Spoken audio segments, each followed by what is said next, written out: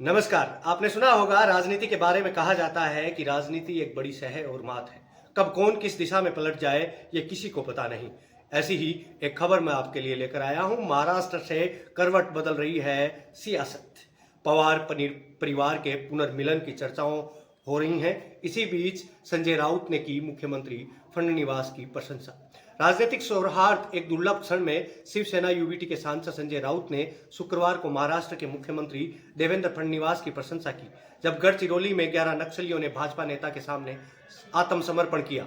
राउत ने संवाददाताओं से बात करते हुए कहा कि उन्होंने पहले भी फडणवीस के साथ काम किया है और नक्सल प्रभावित गढ़चिरौली के लिए उनकी पहल की सराहना की जानी चाहिए।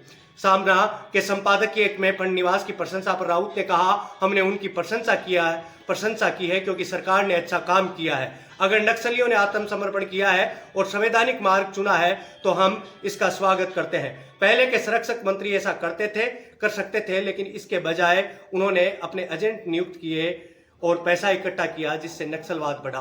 हमने देवेंद्र फडणवीस के साथ काम किया है, ये रिश्ता आगे भी जारी रहेगा।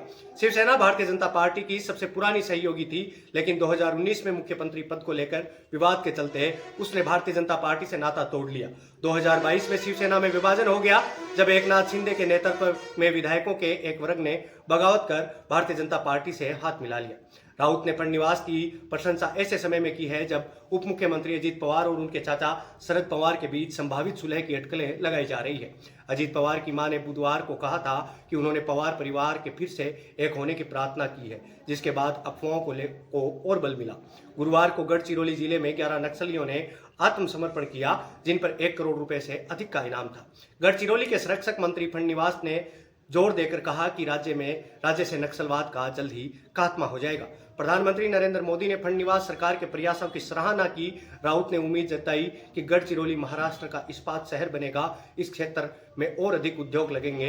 राज्यसभा सांसद ने कहा, अगर गढ़चिरौली जैसे जिले का विकास होता है तो ये पूरे राज्य के लिए अच्छा है, और अगर ये महाराष्ट्र का इस्पात शहर बन जाता है तो इससे बेहतर कुछ नहीं। अगर ये सब देवेंद्र फडणवीस की पहल के बाद किया गया है और कोई इसकी सराहना नहीं कर रहा है तो ये सही बात नहीं होगी। क्या लगता है, महाराष्ट्र में एक बार सियासी पारा किस दिशा में करवट लेगा? आपको क्या लगता है? क्या पवार परिवार एक हो पाएगा? या आप हमें कमेंट बॉक्स में जरूर बताइएगा, क्योंकि राजनीति है, राजनीति में कोई किसी का दुश्मन नहीं होता। राजनीति में कभी भी किसी को किसी का भी दुश्मन नहीं माना जाता है। ऐसा कहा जाता है कि राजनीति में सिर्फ सब लोग अपना फायदा ही देखते हैं। तो इसके बारे में आपकी क्या राय है? क्या ये सही है या गलत है? क्या ऐसा होगा या नहीं होगा? इसके बारे में आप अपनी राय हमें कमेंट बॉक्स में जरूर दीजिएगा, और आप हमारे चैनल को जितना जल्दी हो सके उतना जल्दी सब्सक्राइब कीजिएगा, ताकि हमारा हौसला अफजाई हो सके।